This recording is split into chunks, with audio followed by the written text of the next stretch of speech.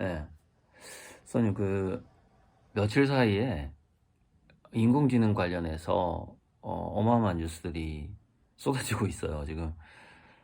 공유할 게 참 많긴 한데, 이것도 안 올릴 수도 없는 그런 부분인데.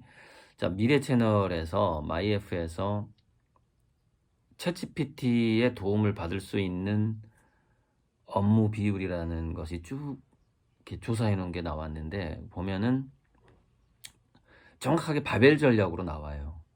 여기 보면 75% 정도가 AI의 도움을 받게 된다가, 이게 4년제 대학 졸업, 대학원생 졸업이 64%, 고등학교 졸업이 17%, 고졸도 아닌 좀 몸쓰는 직업들이 6% 이렇게 나오잖아요. 그러니까 전부터 제가 우리 인간의 손가락처럼 움직이는 로봇을 만드는 거는 비용이 너무 많이 든다. 너무 많이 들어서 언어지능과 수리지능 쪽에 AI가 먼저 인간들의 직업을 뺏게 될 것이다. 그런 원칙적인 얘기를 했는데, 그 원칙적인 얘기가 지금 그대로. 그럼 여기서 도표가 지금 이렇게 갔다가 꺾이고 있잖아요. 그럼 여기는 박사학위 이상이겠죠. 또 다전공자는 이 곡선이 다시 이렇게 꺾이겠죠. 뭐 한 30%, 20% 이렇게 낮아지겠죠. 이게 정확히 바벨 전략이에요. 이쪽에 차라리 몸쓰는 쪽에서 일을 하든지, 아니면은 굉장히 교육을 너무너무 많이 받아야 되고 엄청난 창의성의 영역으로 가야만 한다라는 것이죠. 그래서 이제 됐고요. 요거는 이거 뭐 링크를 제가 달아드릴 테니까 정말 한번 보면은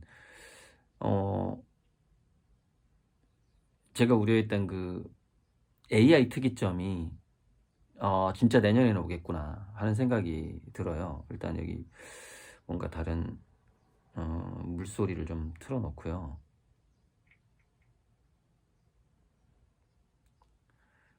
지금 다시 장마가 시작된 것처럼 비가 계속 오던데 빗소리 좀 틀어놓고.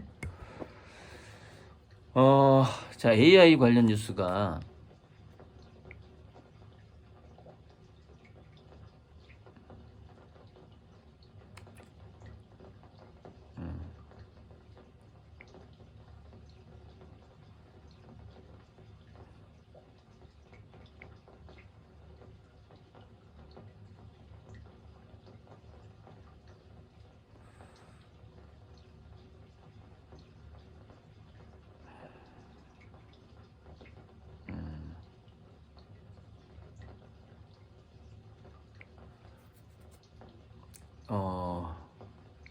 AI 관련 뉴스 가기 전에 이 아트앤 뉴스에 이제 제가 이 어포더블 아트페어 기사가, 이거 아미고님 기자가 써준 거예요. 그래서 제가 부탁을 했어요. 거리들 홍보보다는 이 어포더블 아트페어가 한국에서 성공하는 것이 미술 한류로 가는 하나의 기본 조건이다. 이거를 좀 그걸 더 강조해줬으면 좋겠다. 그랬는데 여전히 이제 고리들을 홍보하는 방식으로 그러니까 이제 아미고님이시고 이제 또 저한테 투자한 부분이 있고 하다 보니까 메인을 저로 이렇게 해서 기사가 나갔어요. 뭐 그냥 하지만 미술 애호가의 비율이 10% 이상이 되는 것이 진정한 미술 한류다라는 제가 부탁했던 건 잘 실려 있습니다. 네. 이것도 한번 제가 링크를 달아드릴 거고요. 링크 달 게 많네. 자, 미래 채널 AI가 미칠 수 있는 업무들의 그 비율, 그 다음에 여기 보면 80개라고 나오는데 80개가 맞아요. 왜냐하면 제가 덤으로 준 게 있어요. 우리 고모부 같은 경우에 덤으로 준 거고, 또 선물로 주고 뭐 이런 게 있어서 78점이 나갔지만 실질적으로 나간 건 80점이에요. 약간 더 껴주는 게 좀 있어가지고.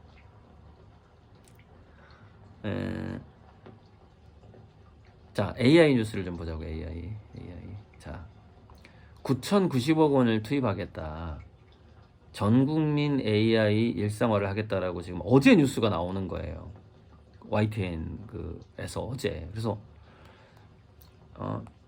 얼른 검색해서 보니 모든 일상에서 AI를 활용할 수 있도록 전 부처들이 협업해서 뭐 국민 일상 AI화를 하겠다라고 지금 윤석열 정부가 발표를 한 겁니다. 물론 과기정통부 장관이 발표했지만, 언론 브리핑했지만, 거기 윤석열도 등장하고. 근데 이게 원래 지금 정부의 특성이 뭐냐면 후폭풍이나 부작용은 신경 안 쓰는 게 현 정부의 특성이에요. 그러니까 지금 이 정책이 불러올 실업률이라든가 이런 거 신경 안 쓰는 거예요. 왜? 그건 다음 정권에서 신경 쓰면 되는 거니까. 다음 정권은 넘어가는 거예요. 이거는 그 후폭풍은. 그러니까 이거 밀어붙일 것 같단 말이죠. 밀어붙일 것 같은데, 물론 제가 예전에 로봇산업진흥원 자문으로서 6쪽짜리 보고서를 청와대에 올라갔을 텐데 그 내용도 상당히 많이 포함되어 있어요. 이번 이거에도. 자, 제가 그때 가장 강조했던 게 뭐였냐면, 돌봄 AI, 돌봄 로봇부터 한국은 시작해야 된다. 그러면 우리가 그 돌봄 특화된 AI하고 돌봄 특화된 로봇을 해외에 수출할 길이 열릴 수 있다. 이렇게 얘기한 거예요. 왜 그러냐? 이유까지 다 얘기해놨어요. 한국은 인터넷이 발달돼 있기 때문에 실제 사례를 많이 쌓을 수가 있고, 그러니까 휴대폰 없는 국민이 없으니까, 그리고 인터넷 집집마다 다 있잖아요. 그렇기 때문에 이 5G망이 전 세계에서 가장 좋고, 그래서 이게 돌봄 AI 서비스나 원격 의료라든가 돌봄 로봇도 역시 그 5G의 망이 있어야만 가능하거든요. 이걸 실험해 볼 수 있는 너무너무 좋은 조건이란 말이에요, 한국이. 그래서 그쪽으로 먼저 진출해야 된다라고 그때 얘기를 한 거예요. 2017년인가요, 그때가? 2017년. 그래서 그때 또 한 가지 제가 강조했다. 시골 농어촌 지역에 고령화가 심화되고 있다, 현재. 그래서 뭔가 일을 하고 싶지만 이 나이 드신 분들이 논밭에 못 나가는 정도의 그런 어떤 서서히 농촌이 무너지고 환자들만 늘어나는 그 상황이 앞으로 급속화될 것이다. 따라서 돌봄 로봇이 농촌으로 먼저 가야 된다. 이 얘기를 한 거예요. 그때 제 보고서에다가. 근데 그게 다 반영됐어, 지금 보면은, 이번 정부에. 항상 그 보고서는 이렇게 넘어가겠죠. 근데 그 당시에 그 로봇산업진흥원 보고서를 제가 다 봤는데, 한 8명이서 낸 거를. 이 얘기를 한 건 저밖에 없었어요. 이 두 가지 얘기를 한 걸. 농촌에 투입해야 된다고, 돌봄 AI, 돌봄 로봇부터 한국은 집중을 해야 된다. 했는데, 여기 보면은, AI가 소상공인 농어민에게 가야 된다. 딱 나와요. 여기 그림을 보면. 그림. 링크 달아드릴게요. 또 하나, 사회적 약자 돌봄 배려로 가야 된다. 그 다음에 AI 교육, 아동 청소년. 이것도 역시 뭐냐면 학원이 없는 시골에 있는 청소년들 어떻게 할 거냐 말이에요. 그 형평성을, 교육의 형평성을 AI가 가야 되는 것이죠. AI 다민교사제, 개인교사가 돼야 되는 것이죠. 근데 또 재밌는 게 이제 문화예술이에요. 국민 누구나 문화예술을 향유할 수 있도록 AI를 적극 도입하겠다. 와, 내년이 AI 특이점이 될 것 같습니다. 한국이. 특이점, 확 변하는 특이점이 될 것 같다는 얘기죠. 내년이. 2024년이. 그래서 역시 원격 의료까지 지금 적극 나간다고 나오고 있죠. 원격 의료. 의료용 AI도 가고, 병원 정보 시스템 같은 걸 클라우드에 또 연결시키고 하는 것까지 다 지금 계획에 잡혀 있어요. 또 하나, 법률 지원까지 AI 서비스를 하겠다. 법률 지원. AI 일상화, 그냥 한마디로. 대한민국 전체가 인공지능과 함께하는 대한민국을 만들겠다야. 와, 충격적이었어요. 어제 내가 이거 보고서. 와, 내년에 특이점이 오는구나. 확실히. 좀 충격적이었어요. 이게 또 원격 나오잖아요. AI 스피커, 건강 측정기기, 스마트 밴드, 혈압계, 혈당계, 체성부 측정기를 65세 이상 인구에게 건강관리 서비스를 지원하겠다. 고령화 대책이 나온 거잖아요. 고령화와 AI, 고령화 대책이 나온 거잖아요. AI 활용 보조기기를 제공한다. 아니, 제공하겠다는 거야. 장애인하고 이 고령자에게. 그냥 주겠다는 거죠. 그래서 9,090억 원이 들어가는 겁니다. 정말 이거 AI 특이점 오는 거예요. 이렇게 되면. 자, 중앙일보가 굉장히 중앙일보가 잘 정리를 해놨어요. 자, 청와대 영빈관에서 지금 이걸 발표를 했는데 이게 대한민국 디지털 전략이에요. 아주 셉니다. 이거 아주 센 거예요. 많이 바뀔 것 같아요. 그러니까 뭐 보건복지부, 여가부, 과기부, 교육부가 하나로 뭉치는 겁니다. 문화체육부까지. 그래서 국민들이 문화예술을 향유하는데, 그다음에 교육 소외 지역, 그다음에 의료 소외 지역, 그다음에 소상공인이나 이게 빈민층이나 서민층에 대한 어떤 각종, 그러니까 소상공인한테 AI 교육을 시킨다거나 이렇게 키오스크 교육을 시킨다 이런 것까지 하겠다는 뜻이고,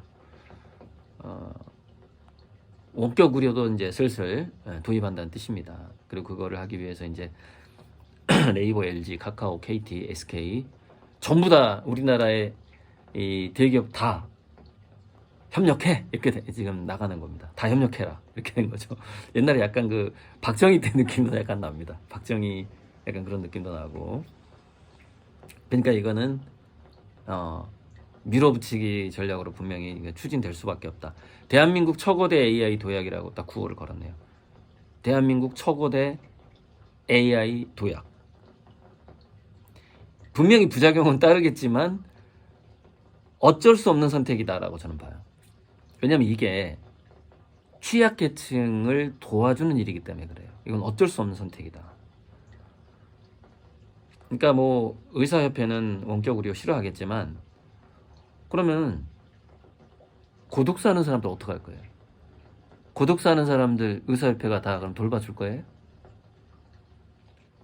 누가 죽었는지도 모르는 고독사가 지금 계속 늘어나고 있는데 한국에서 이거 원격 아니면 어떻게 해결할 거냐 이 말이에요. 이걸.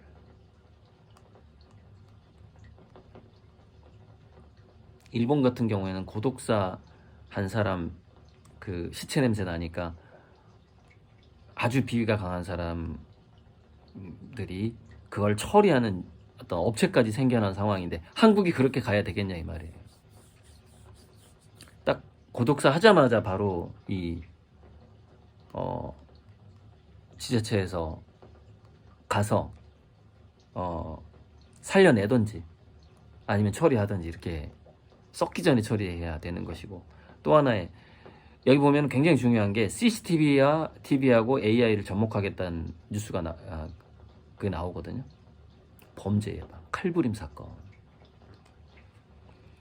그러니까 CCTV에서 뒤따르던 사람이 갑자기 가까워진다거나, 아니 뭔가 액션이 많아. CCTV 내에서 인간들이 움직이는 속도가 빨라. 그것만 인식하는 거야 AI가.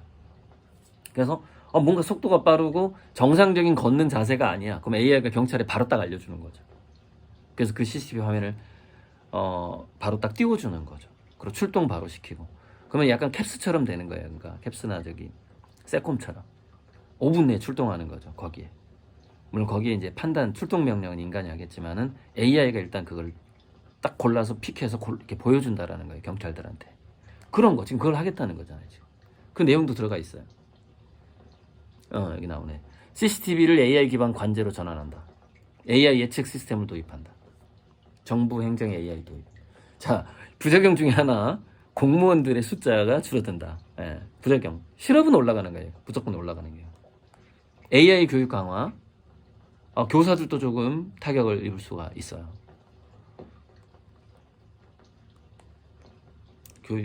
교육 현장에 AI를 적극 도입한다. 자, 그런데 이제 중앙일보 맨 끝에 이제 그런데 이 거창한 계획이 성공하려면 문제는 뭐냐면 부처별로 실행할 수 있는 실무자들의 AI 이해도가 있는가. 근데 이해도 없어도 이거는 밀어붙이면 할 수는 있어요. 그래서 제가 이걸 보고 제가 그랬어요. 야, 혹시 현 정부에서 자문위원으로 나를 또 부르는 거 아니야? 분명히 내가 쓴 그 보고서가 올라갔는데, 예, 그 얘기를 했습니다. 박 실장한테. 나 또 부르는 거 아니야, 이거? 이거 굉장히 작전을 정말 잘 세워야 되는 부분이에요. 돈을 9천억 이상 쓴다고 해결될 부분이 아니고 되게 거기서 생길 수 있는 부작용이라든가 이런 것들을 제가 자문해 줄 수가 있죠. 와, AI 특이점이 내년에 올 것 같습니다. 이거 대단한 이 기사를 한번 제가 한 수십 개의 기사 중에서 괜찮은 기사를 제가 골라서 또 이것도 링크로 달아드려야 될 것이고 할 일이 많네요. 롯데마트 미술슈퍼전에서 약 그러니까 품절되고 나서 주문된 물량이 한 15개 정도 됩니다. 그 화불 화왕이 작은 3호짜리가. 그리고 현장에 이제 있었지만 그 이렇게 바로 택배 포장을 해줄 수 없으니까 잘못 있었긴 했지만 이제 어제 오늘 이렇게 어제 많이 택배 보냈어요. 어제 한 10몇 개 보냈어요. 화불호황은 제가 가피를 해야 되기 때문에 지금 좀 더 걸리게 되는 겁니다. 그래서 이제 품절되고도 거의 15개 정도가 이제 마지막에 제가 이벤트 하면서 주문이 됐고, 그리고 도마도 제가 보니까 쓸만한 게 54개 정도가 남았더라고요. 그래서 그 중에서 거의 40개가 나가고 한 14개가 남았어요. 그래서 이벤트를 한 거예요. 왜냐면 원격 주문에도 도마까지 같이 보내주겠다 한 거죠. 그러니까 그 개수가 딱 맞아요. 도마를 왜 제가 쌀도마를 이번에 다 처분해버리냐면 이중슬립 도마를 만들고 있기 때문에 앞으로는 이중슬립 도마에다가 사인을 해줄 거기 때문에. 물론 그거는 단가가 훨씬 비싸죠. 쌀도마는 22,000원씩에 샀지만 이중슬립 도마는 아마 개당 8만원 정도는 들 거예요. 그게 수작업으로 만드는 거라서 모르겠어요. 그분이 10만원 부를 수도 있고 15만원 부를 수도 있는데 개당 아직 견적을 정확하게 결정을 안 했습니다. 그 수공예로 만드는 거라서. 자, 그래서 딱 맞게 그 15개 정도 오버됐는데 그 중에는 더 추가 주문이 됐는데 그 중에는 이미 도마를 받아가신 분이 있기 때문에 그분 좀 양보를 해주시고, 또 도마를 선물하겠다고 하는 분이 있어서 그것 또한 또 보내주면 대략 맞을 것 같아요. 현재 남아있는 도마의 분량과 이벤트로 들어온 분량이 딱 맞아 떨어질 것 같아요. 도마가 아마 한두 개 정도 남고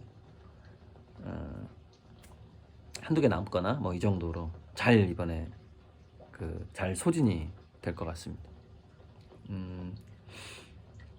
그래서 9월 달에는 제가 또 서울에서 전시가 한 번 더 있고 해서 지금 사주보안 그림 보낼 분이 한 3분 정도 거의 다 지금 완성을 해놓고 마무리 이제 유성하고 남도 육성하고 이제 은하수 그리고 이렇게 보내면 되는데 마지막에 임박해서 지금 좀 늦춰지고 있어요. 다른 일들이 있기 때문에 이게 바쁘게 움직여도 조금 미뤄지는 것들이 있으니까 그거 자체가 제 움직임 자체가 제 그림의 가치를 높이고자 하는 움직임이고 다 같이 혜택을 보는 그런 움직임들이기 때문에 꼭 양해를 좀 부탁드리고요. 또 한 분이 이제 자기 아들이 수험생인데 대학교를 가야 되는데 이제 제가 진로 진학 지도를 또 현장에서 좀 전시장에서 상담을 해드렸는데 그거는 굉장히 좀 구체적으로 들어가기 때문에 녹화를 안 했고요. 그래서 뭔가 잘 대학 간 다음에 뭔가 잘 적응할 수 있도록 자기 일에 좀 집중할 수 있도록 그 수능 시험 전에 좀 사주보안 그림을 받아봤으면 좋겠다. 그래서 추석 때 그려서 10월 초에 보내드리는 걸로. 그러니까 추석 때 제가 총 3분 거를 한꺼번에 하는 거죠. 두 분 거는 이미 거의 다 돼 있고, 그때 태양 보여드렸죠. 그래서 그 수험생 고3 거랑 같이 해서 이렇게 10월 초에 보내드리는 걸로 스케줄을 잡겠습니다. 이제 화왕화불, 불사조 태양하고 황금 태양, 한 화왕은 좀 남았기 때문에 한 12개 정도를 지금 빨리 또 해서 보내드릴 건데, 참 이거 공지하려고 그랬구나. 뭔가 할 얘기가 있었는데 꼭 AI 얘기하다가 뭐냐면, 미술 슈퍼마켓 주최 측에서 이번에 그림을 산 파나나 그림, 그러니까 가필 제품은 그림이라고 표현하는, 그림이나 파나를 산 분들께 작품 보증서가 나가요. 그래서 작품 보증서가 나가는데 그 작품 보증서의 가격이 현재 네이버 스토어 가격으로 나가게 됩니다. 진가는 300만 원의 보증서의 그 가격이 찍혀요. 그 다음에 화불 3호는 60만 원에 찍힐 거고, 화황이 아마 50인가? 찍힐 거고.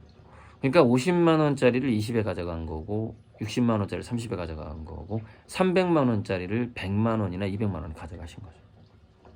그래서 이번 롯데마트 미술 슈퍼의 그 할인율이 30%에서 70% 정도까지 할인이 된 겁니다. 적은 게 화천대유가 80만 원에 나갔기 때문에 그건 20% 할인이 됐네. 20%에서 80% 정도가 할인이 된 거예요. 하지만 작품 보증서는 정상가로 나가는 거예요. 할인가로 찍히면 안 돼요, 원래 보증서는. 단지 이게 롯데마트 미술 슈퍼라는 것은 제가 미술 한류를 위한 미술 대중화의 어떤 그 공공의, 우리 대한민국 전체를 위한 공공의 목적으로 가격을 할인해 준 거예요.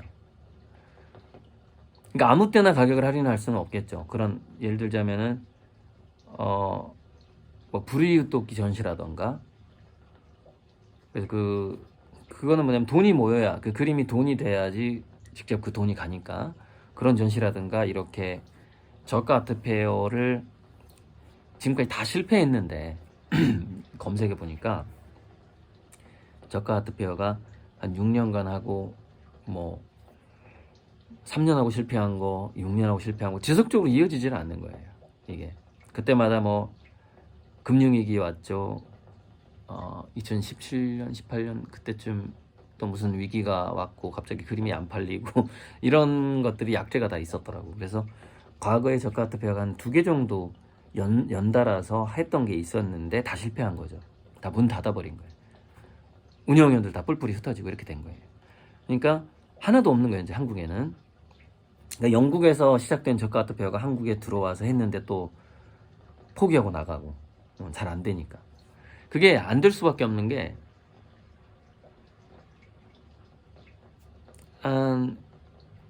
일단 홍보가, 저가 아트 페어라는 거에 대해서 한국인들이 잘 개념이 없고, 또 하나는 작가들이 저가 아트 페어 나가는 것 자체를 부끄러워해요. 저도 그런 우려가 있었죠, 나갈 때. 근데 제가 이 기사 가지고 그걸 다 그 우려를 싹 없앤 거 아닙니까? 제가 저가 아트 페어 왜 나갔는가에 대해서 취지를 설명해 놨잖아요. 진정한 미술 한류는 미술 애호가에 저변 확대가 있다. 그러니까 한국인들 10%가 만약에 정말 판화든 진품이든 자기 거실에 사서 건다면, 지금 여러분 몇 프로일 것 같습니까? 지금 제 생각에는 2%가 안 될 것 같아요. 이거 뭐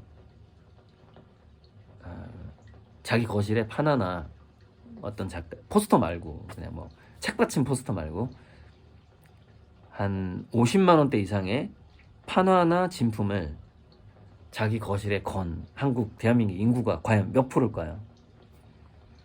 1%가 안 될 수도 있어요. 근데 맥시멈 잡아봐야 저는 2%가 안 된다고 봐요. 2%가 안 돼. 다 거실에 자기 가족 사진만 걸려 있어요.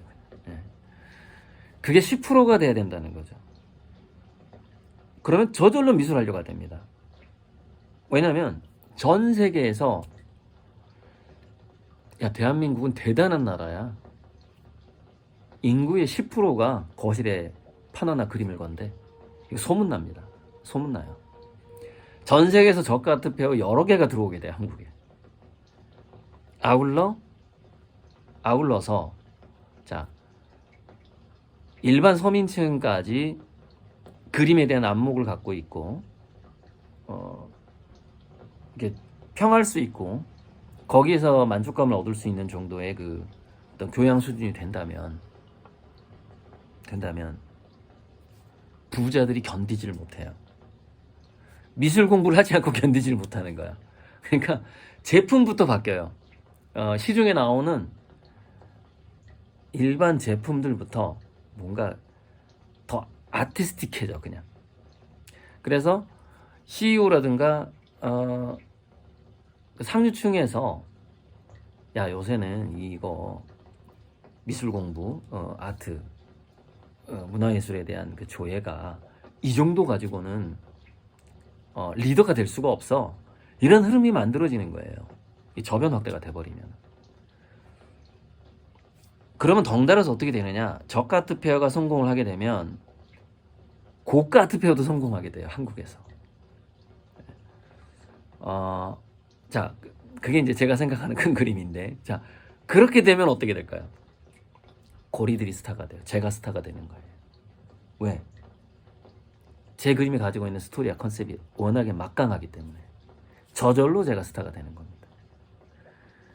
그러니까 제가 미술 슈퍼마켓에 꼭 나가야 했고 여기를 꼭 성공시켜야 했고 아미고님들한테 좀 사달라고 SOS를 했고 바로 그 발동을 걸기 위한 그 방아쇠, 지금 제가 얘기했던 그 시나리오에 방아쇠를 땡기고 싶었던 거죠. 그래서 그게 이제 80여 년이 팔려나가면서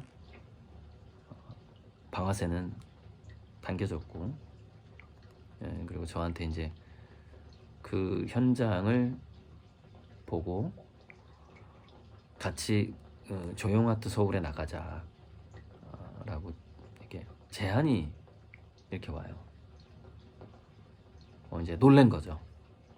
70점 이상이 이렇게 나가는, 이미 50점 이상 나갔을 때 놀랬죠. 그래서 여기 보면은 조용아트 서울의 운영위원인데 7년째 운영위원이 메인 작가로 작가님 한번 조용아트 서울에 내가 내세우고 싶다, 이런 제안이 이렇게 오는 겁니다. 네, 드림 갤러리에서 왔는데 이렇게 여기 보면은 드림 갤러리의 메인 작가로 선보여드리겠다는 겁니다. 임팩트가 있었죠. 여기 보면은 메리어트 호텔하고 코엑스 조용아트 서울의 6m 부스 6m의 대표 작가로 내세우고 싶다, 이런 제안이 오잖아요. 성공한 거죠.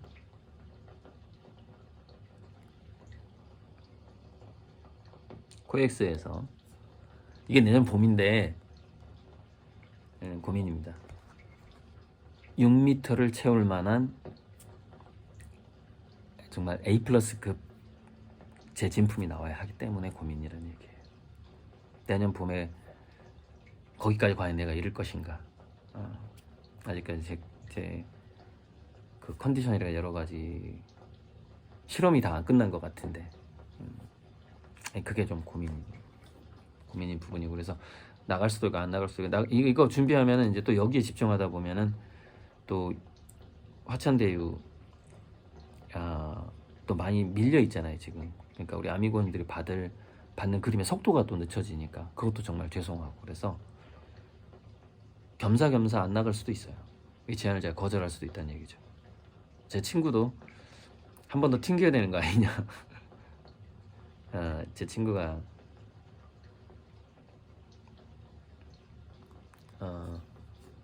이 화랑계에 양아치가 많아서 조심해야 된다, 돈만 노리는 사람이 아니냐, 금만이가 나한테 보낸 카톡이에요.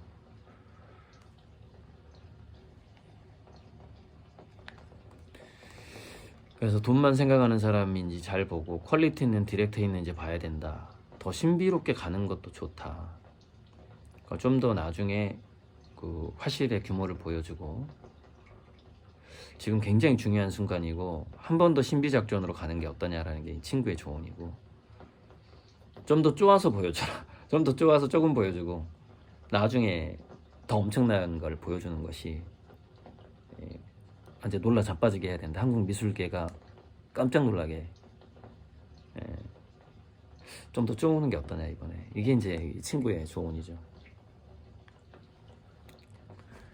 나갔을 때 깜짝 놀라게 해야 되거든요. 그러니까 이번에는 좀 소소한 파나만 거는 미술 슈퍼마켓 전시였지만 어쨌건 거기서 깜짝 놀랐어요. 깜짝 놀랐죠. 팔린 개수의 50%, 전체 팔린 금액의 30%를 저 혼자 해냈기 때문에, 그 93명의 작가들 중에서 한 사람이 그걸 해냈기 때문에 얼마나 놀랬겠습니까. 그래서 이제 이런 문자가 오는 거죠. 같이 더 큰 전시에 나가보자라는 제안이 들어오는 것이죠. 더 놀래게 해줘야 된다라는 거예요. 나갔을 때는, 한번 나갔을 때는. 그만큼 쫀다라는 게 그만큼 활시를 더 당겨야 된다는 얘기죠. 고민 중입니다. 한 9월 말까지 좀 더 고민해서 답해야 되는데, 제가 조건을 좀 세게 제시해 버릴 수도 있어요. 그러면 거기서 거절하게끔. 예를 들자면 2대8로 하자. 당신 20%만 가져가. 그림 팔리면 80% 낼 거야. 하면 당연히 거절할 거예요. 3대7도 어쩌면. 근데 만약에 4대6이다. 당신 40%, 나 60%. 모든 제반 비용은 갤러리에서 대기 딱 하면은 이제 거기서 고민해 보겠죠. 그러니까 아마 4대6이 마지노선일 것 같은데, 이제 그 제안에 따라서 이게 과연 내가 거절하는 방법인 거죠. 비싸게 거절을 해버리는 방법이죠. 내가 70% 가져갈게 하면 이제 그게 거절이 되는 거예요. 거절 메시지가 되는 건데, 고민해 보겠습니다. 저는